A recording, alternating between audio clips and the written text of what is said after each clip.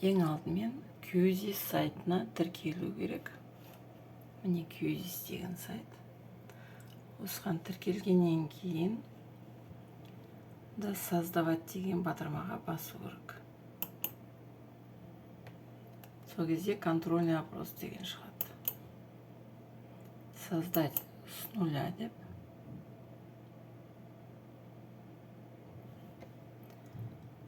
Большой выбор дегенді таңдау керек. Өйткені қалғандары бізде ақылы.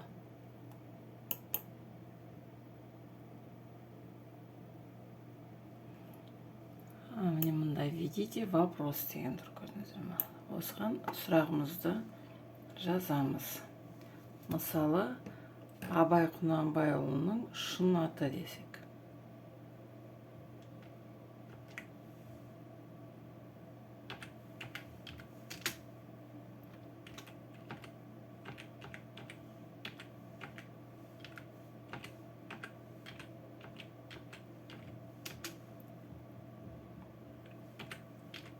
Шын аты.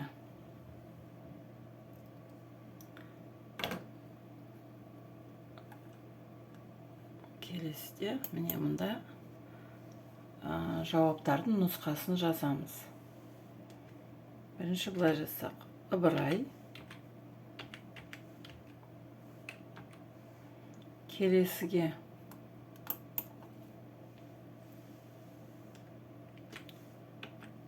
Ибрахим.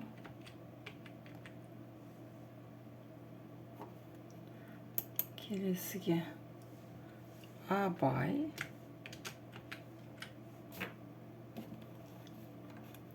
Және де былай Абылай деп жазсақ.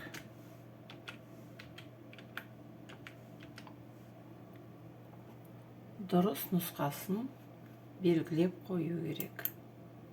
Міне. Көрдіңіздер ме? Единственный правильный вариант дейді. Несколько правильных вариантов. Здесь единственный правильный вариант. Содан кейін үстінде сохранить вопрос деген тұр. Және де міне 1 балл деп, 1 баллды бағалаймыз. Былай қарағанда міне бірнеше балл, 10-ға дейін, 10 баллға дейін бағалауға болады. Біз бұл сұрақты 1 баллмен бағалаймыз.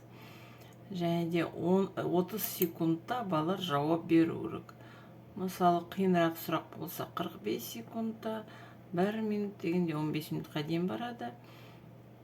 30 секундты таңдадық. Сосын сохранить вопрос деп басамыз. Міне бірінші сұрақ бізде шықты. Ары қарай создать новый вопрос деп басамыз. Қайтадан большой выбор. Келесі сұрақты жазамыз. Абайдың әжесінің аты. Абайдың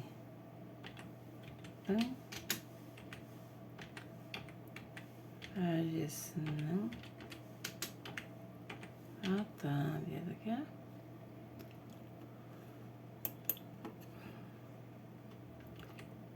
Олжан деп жазамыз. Онда Ұлпан деп жазамыз, мысалы. Онда Зере.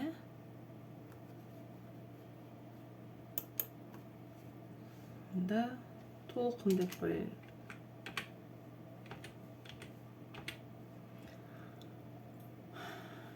Дұрыс жауабы бізде Зере. Белгілеп қойдық міне. 1 балл, 30 секунд. Сохранить вопрос дегенге басамыз. Келесіде біз не істейміз? Енді солай 10 сұраққа дейін, немесе 20 сұраққа дейін құрастыра беруге болады. Сосын мына жерде үстінде публиковать деген бар. Сол публиковать дегенге басқан кезде балалар сұрақтарға жауап бере алады. Одан кейін публиковать дегенге басқанда бізде мындай терезе шығады. Викторинаның аты Абай Құнанбайұлы десек.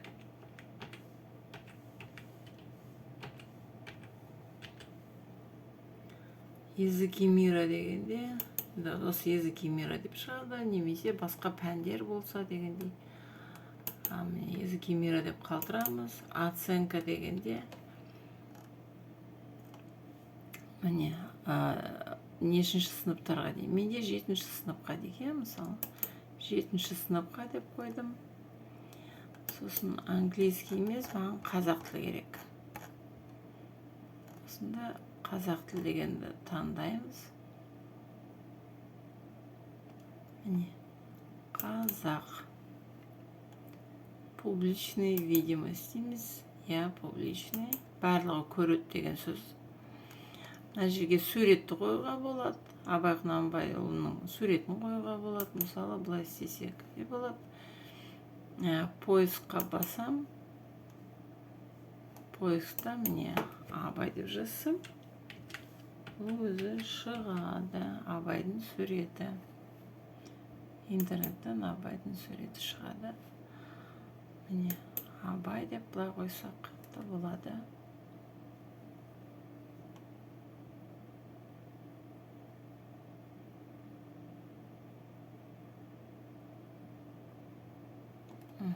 Сохранить бастық. Және публиковать дегенге бастық. Сонымен біздің міне тестіміз дайын. Одан кейін балаларға тесті беру үшін біз начать живую викторину дегенге басамыз. Осыған басқан кезде бізде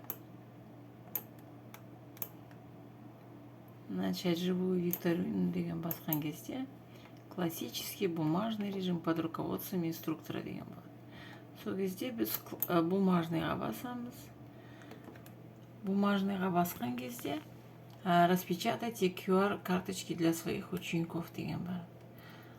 Мысалы, бірінші рет осы QR карточкаларды басып шығарып алсақ, 30-ға дейін мұнда QR карточкалар бар.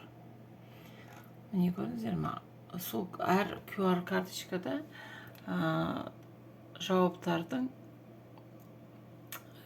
нұсқалары тұрады. А, Б, мысалы, С, Д дегенде осындай карточкаларды, және де әр карточка өз санымен белгілі. Бірінші, мысалы, екінші, үшінші деп осылай реттік саны белгіленіп тұрады. Осыларды басып шығарсақ, сосын әр сыныпта пайдалануға болады, әр сыныппен. Дұрыс жауабы болған кезде біз дұрыс жауабы үстінде тұру керек. Мұнда осындай, міне, балалар осылай ұстап тұру керек. Дұрыс жауабы, мысалы, мұнда А болса, онда осылай, немесе дұрыс жауап Б болса, ол үстінде Б болу керек әрбір. Міне, бұлай ұстауға болмайды, бұлай ұстауға болмайды, өйткені ол QR оқылмайды. Содан кейін барлығын балаларға таратқаннан кейін мына жерде назначить деген болады. Назначить дегенде осы QR карточкаларымызды міне создавать деп қоямыз. Создавать дегенде, мысалы, 7-ші сынып деймін. 7-ші сыныпқа бірінші кім тізім бойынша жазамыз. Балалардың атын жазуға болады, фамилияларын жазуға болады. Мысалы, Алина дедім. Арғырай, мысалы, Enterға басам. Enterға басқан кезде ғана ол келесі балаға көшеді. Арғырай, мысалы, Адиза. Enterға басқаннан кейін тағы да мысалы, кім? Данил дейміз. Арғырай солай кете береді. сосын сохранить дегенге басамыз. Сохранить дегеннен кейін өз телефондарыңызға мобильный приложение, Qzis деген мобильный приложение болады, соны скачать ету керек. Жүктеп аласыздар. Содан кейін начинать дегенге басасыз. Начинать дегенге басқанда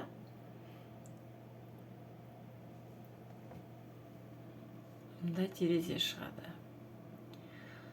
Откройте мобильное приложение Qzis, чтобы начать викторину дейді.